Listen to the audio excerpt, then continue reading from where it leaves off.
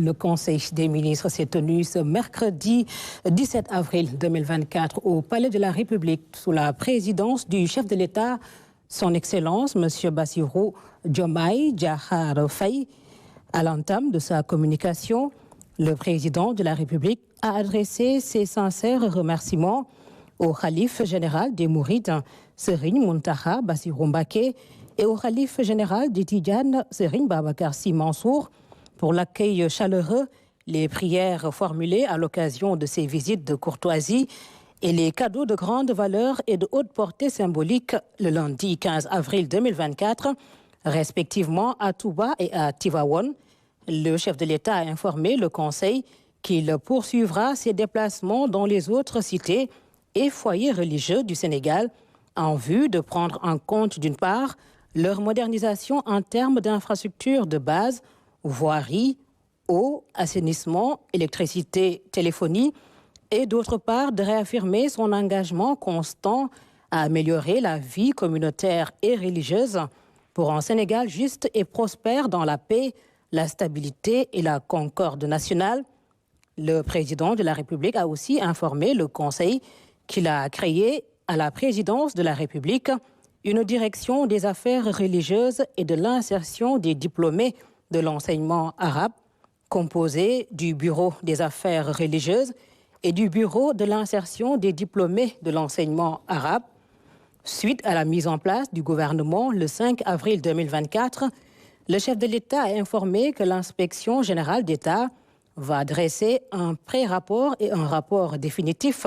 sur chaque passation de service.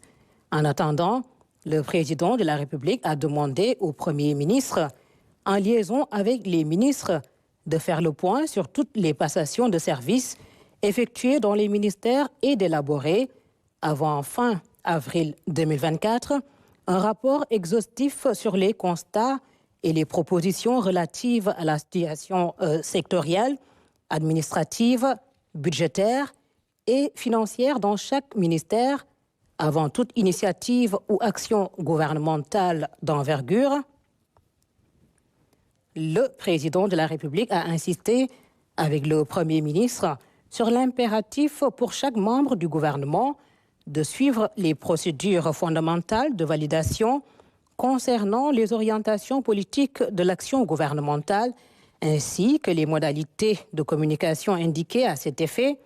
Le chef de l'État a demandé dès lors au Premier ministre de veiller en permanence au respect strict des règles de pilotage, de conception, d'exécution, de coordination et de suivi-évaluation de l'action gouvernementale et des politiques publiques en particulier, s'agissant de la supervision et de l'évaluation des politiques et programmes publics en cohérence avec les dispositifs institutionnels relevant des prérogatives du Premier ministre. Le président de la République a informé le Conseil de la création à la présidence de la République d'un bureau d'intelligence et de prospective économique BIP, ainsi que d'un bureau de suivi-évaluation des projets et programmes qui va assurer le monitoring des directives présidentielles et du projet. Le président de la République a insisté sur l'urgence de finaliser le plan d'action du gouvernement avec un agenda précis de réalisation des objectifs de souveraineté dans les domaines économiques, culturels, sécuritaires, alimentaires, monétaires, numériques et pharmaceutiques. Le chef de l'État a demandé au ministre de la Justice, garde des Sceaux, de finaliser avant le 15 mai 2024 un projet de loi sur la protection des lanceurs d'alerte. Dans le même sillage, il a ordonné, au-delà des audits et des missions périodiques de vérification dans les ministères, l'organisation annuelle de missions de contrôle dans les institutions constitutionnelles. D'ores et déjà, le président de la République a instruit l'inspection générale d'État de mener une mission de contrôle des services de la présidence de la République dans les meilleurs délais. Le président de la République a notamment ordonné la publication des rapports de la Cour des comptes, de l'inspection générale d'État et de l'OFNAC des 5 dernières années, 2019, 2020, 2021, 2022 et 2023. le chef de l'État est revenu sur la politique de transformation de l'administration publique. Il a rappelé à cet effet les principes partagés du Jubanti afin de bâtir une administration performante au service des Sénégalais et des intérêts du Sénégal. C'est le sens de sa lettre numéro 00807 PRSP du 8 avril 2024 adressée aux fonctionnaires et agents de l'administration du Sénégal. Dans cet esprit, il a demandé au Premier ministre de préparer un projet de décret relatif à l'appel à candidature pour certaines hautes fonctions dans les secteurs publics et parapublics. Le président de la République a demandé également au Premier ministre et au ministre en charge de la fonction publique de finaliser dans les meilleurs délais un projet de loi relatif à l'accès à la fonction publique en vue d'assurer l'égalité des chances d'accès aux emplois et fonctions dans l'administration publique. Le chef de l'État a aussi invité le Premier ministre à préparer la tenue de la journée du dialogue national le 28 mai sur le thème prioritaire de la réforme et la modernisation de la justice. Il a par ailleurs demandé au Premier ministre et aux membres du gouvernement de veiller à la sécurisation des données dans le secteur public, à la présidence de la République, à la primature et dans les ministères en particulier. À ce sujet, le président de la République a invité le ministre en charge du numérique à présenter prochainement en Conseil des ministres un projet de loi d'orientation sur les données et leur sécurisation conformément à la politique de promotion de la souveraineté numérique. Abordons la question de l'accès à l'eau potable dans les centres urbains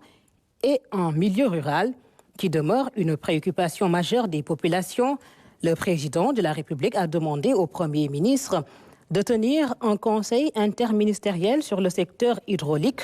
afin de lui faire des propositions urgentes visant notamment l'accélération des réalisations des projets hydrauliques, forages, châteaux d'eau, réseaux, l'évaluation des délégations de services publics de l'eau potable en milieu urbain et rural,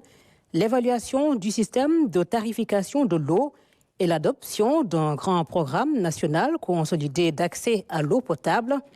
Le chef de l'État a décidé de la création d'une autorité de régulation du secteur de l'eau pour améliorer la gouvernance de l'eau au Sénégal. Le président de la République est revenu sur la situation académique, budgétaire, financière et sociale dans les universités du Sénégal qui, souligne-t-il, appelle à un suivi soutenu de la part du gouvernement. Le chef de l'État a demandé à ce sujet au ministre de l'Enseignement supérieur, de la Recherche et de l'Innovation de faire un rapport avec la conférence des recteurs, la situation globale dans les universités publiques et de proposer un plan de relance des activités académiques et de gestion des urgences sociales dans l'enseignement supérieur. Le président de la République a demandé au ministre de l'Hydraulique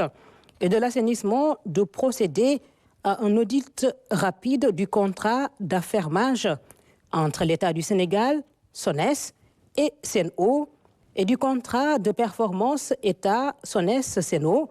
d'engager l'évaluation des partenariats publics-privés et de l'ensemble des contrats de délégation de services publics de l'eau potable en milieu urbain et rural, avec un ciblage spécial sur les projets de dessalement des Mamelles et de la Grande Côte développés par la SONES avec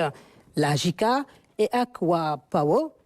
Le chef de l'État a demandé au ministre des Pêches et des Infrastructures maritimes et portuaires de faire le point sur le dossier de la concession des chantiers navals de Dakar-Nav, l'évaluation de ces activités et des mesures prises par l'État avant la fin de la concession prévue en juin 2024, l'édification du port multifonction de Ndayane avec DP World et de procéder à la revue de tous les projets et contrats dans le secteur maritime et portuaire. Le président de la République a demandé en ce sens la tenue d'un conseil interministériel spécial sur les infrastructures maritimes et portuaires. Au titre de son agenda diplomatique, le chef de l'État a informé le Conseil qu'il effectuera sa première visite hors du Sénégal en République islamique sœur de Mauritanie le jeudi 18 avril 2024